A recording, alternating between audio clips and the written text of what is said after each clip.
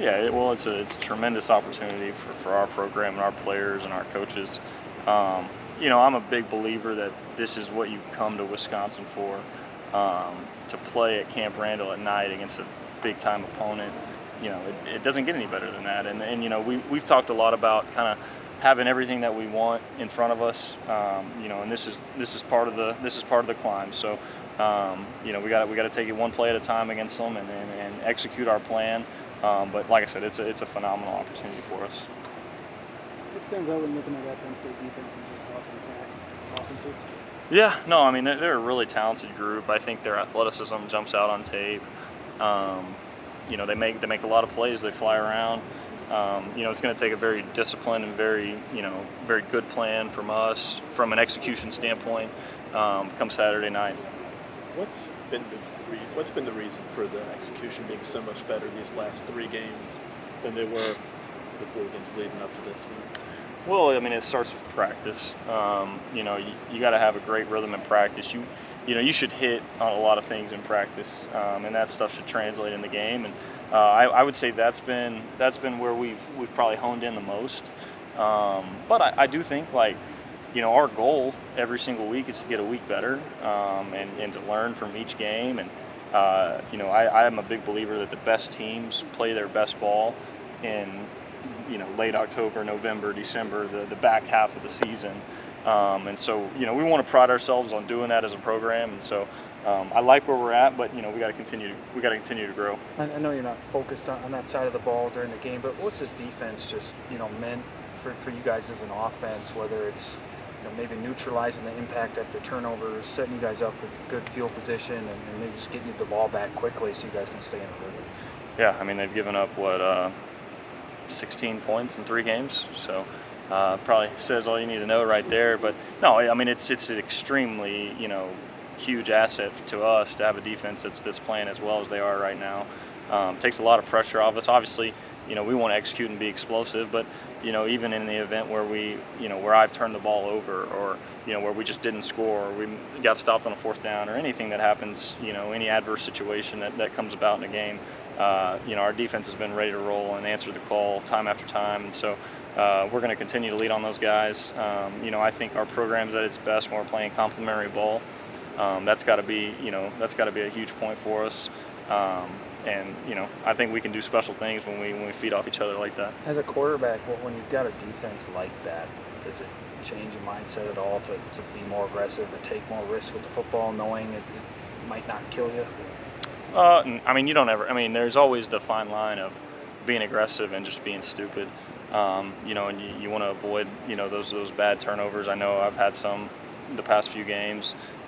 So I wouldn't say that having a great defense doesn't entice you to turn the ball over, but it definitely helps from a comfort sense of just because they may get the ball at the 50-yard line, you're not always that you have a chance to stop them or force them to kick and things like that.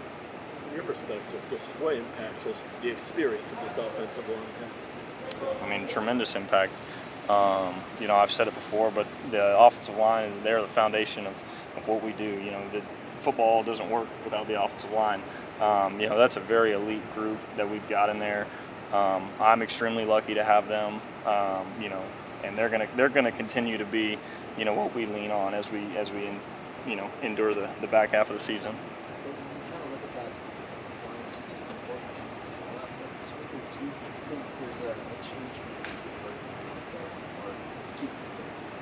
Yeah, no, this isn't a team you want to hold the ball against. And really that's kind of an every week thing. But these guys are athletic. They get off the ball. They're very twitchy up front. And so it's got to be a point of emphasis to get the ball out and put it in the receiver's hands. But do you think you guys obviously the way you play up tempo, the way that you guys are do you think that kind of complements that style that you're looking for? Yeah, I mean, I think that there's things that you build into the offense that do complement that. And I think that like I said, it's one of those things where every week we want to trigger the ball fast. You don't really go into a game saying, oh well, I think we can hold it 4 or 5 seconds back there. So it's definitely got to be a point of emphasis though this week.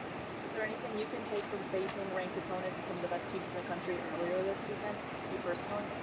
I mean, for sure. You know, I mean, to be out there against a very talented Alabama team, to be out there against a very talented USC team, I think it's helped our team grow. I think it's helped us mature. You know, personally for me, you know, I would say that I'm growing each and every week. I'm not naive to think that I'm not still, you know, young. I mean, I think I've had 7 or 8 starts. So I think you learn and you grow each and every week. And it helps to be in the fire, you know, against really good opponents. It helped last year to play Ohio State. It helped me last year to get thrown in there against Iowa. So, I believe this team will be prepared. I believe I'll be prepared. I think it'll be a good plan for us. We just got to execute it. Braedyn, we've seen Quincy and Chris have to step up at the outside receiver spot with some of the injuries. How have you seen those guys catch up after some of those early season injuries? Yeah, I don't really bat an eye to who's in there. Quincy and I have a great relationship. I know what he puts into the sport. I know what Chris Brooks has put into it. I know what Chris Brooks has put in off the field just to stay healthy. And so I've got a lot of respect for those guys, and I know when their number's called, they'll make the plays. Coming off of 3 consecutive wins, how important is that confidence when you're going into the right direction? Yeah, no, I think it's huge for our team to be in the position that we are. This is obviously a big game for us, but to your point, it's definitely instrumental that we are playing well. We want to continue to keep this thing rolling in the direction that it's been. But like you said, it's a confidence thing. We've seen and we know what we're capable of when we're playing at a high level, and it'll be most important to do that with the opponent that we're playing on Saturday. Braedyn, I was looking at the travel rosters this year, and there's been at least 10 true freshmen for each of the 3 road games. When you were at Mississippi State, when you were a true freshman, did Mike bring a lot of true freshmen? No, so I think I traveled closer to the end of the season, but Coach Leach was very unique in his style. So Coach Leach wanted the least amount of people on the sideline as possible. So, I believe we had like 1 or 2 guys, true freshmen, traveling. I think one was a D lineman and one was our punt returner. And so, yeah, I didn't travel a lot. Not a lot of my class did. Like I said, Coach Leach, he was unique in the way that he did things. So, but yeah, that was kind of the case for me. I said, but looking at this year's true freshman class, the 24 class, how do you see them? I know there's nearly a handful that are consistently contributing, but for the others that have gone on too, just how have you seen them handle just what it takes to be on a travel roster and just what it entails being on the road? Yeah, I mean, I think that they've handled it well, but I attribute a lot of that to the leadership of this team. I think there's a certain way that you handle yourself on a Friday and a Saturday, whether you're home or away. Obviously, the routine changes a little bit on the road. And I know, like, when we go to the hotel, we want to relax, we want to have a good time. But there's always a mission and there's always a goal in mind.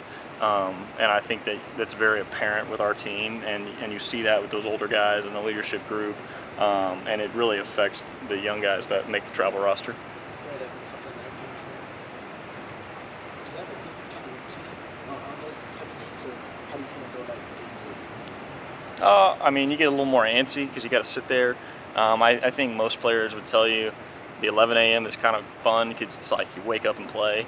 But you got to handle the situation, and when you get to play a game like this, it doesn't matter when you play. So I think everybody will be juiced up and ready to go, and it'll be a fun one for us. I don't know how often you watch a TV copy of games, but what's your opinion on the Locktober? I seem to throw up a graphic every game. Right. Well, I mean, I think we all get a good laugh of it. I'll probably lean into it a little more after Saturday, depending how that goes. But no, I mean, it's cool. I mean, it's always fun to see yourself on the TV copy, and my family has definitely enjoyed it. My friends, they all send that stuff to me. So no, it's been cool. No t-shirts yet, babe, or anything like that? Haven't seen the t-shirts yet. So.